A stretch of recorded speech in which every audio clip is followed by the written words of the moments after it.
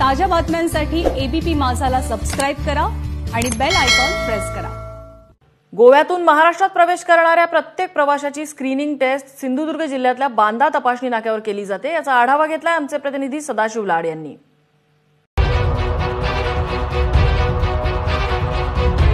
बांदा तपासणी नाक्यावर ही screening taste सध्या सुरू आहे। माझ्या पाठीमागे तुम्ही पाहत असाल तर ही स्क्रीनिंग टेस्ट जी आहे ती आपल्याला पाहायला मिळते।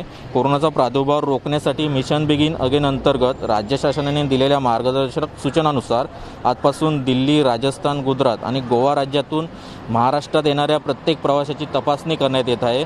त्यासोबतच या ठिकाणी जर आपण पाहिलं असेल तर महसूल, पोलीस आणि जिल्हा परिषदेच्या आरोग्य विभागाची 3 पथकं जी आहेत ती बांदा तपासणी नाक्यावर तैनात करण्यात आलेले आहे। त्यासोबत जिल्ह्यातील दोडामार्ग येथे 2 आरोग्याची पथकं तैनात करण्यात आलेली आहेत। तर सातार्डा, आरोंदा, रेडी आणि आई या ठिकाणी कोरोनाची लक्षणं तपासण्यासाठी स्क्रीनिंग टेस्ट करण्यासाठी एक पथक जे आहे ते त्या ठिकाणी तैनात करण्यात आलेलं आपल्याला पाहायला मिळते। गोव्यातून महाराष्ट्रात येणाऱ्या प्रत्येक प्रवाशाचं थर्मल स्कॅनिंग करून कोविडची लक्षणं असलेल्या प्रवाशांना जवळच्या कोविड केअर सेंटरमध्ये दाखल करण्यात येणार आहे। ज्या प्रवाशांजवळ RT-PCRचा अहवाल निगेटिव्ह अहवाल असेल त्यात प्रवाशांना जिल्ह्यात प्रवेश द्यावा असे जिल्हाधिकारी के मंजुलक्ष्मी यांनी निर्देश दिले आहेत। मात्र या ठिकाणी RT-PCRची कोणतीही मशीन किंवा कोणतीही यंत्रणा जी ती आपल्याला या ठिकाणी पाहायला मिळत नाही। त्यासोबत जिल्ह्यातून दररोज सिंधुदुर्गातून गोव्यात ये जा करणाऱ्या प्रवाशांची किंवा जे कामानिमित्त गोव्यात जाणाऱ्या प्रवाशांची स्क्रीनिंग टेस्ट सक्तीची करण्यात आलेली आपल्याला या ठिकाणी पाहायला मिळते।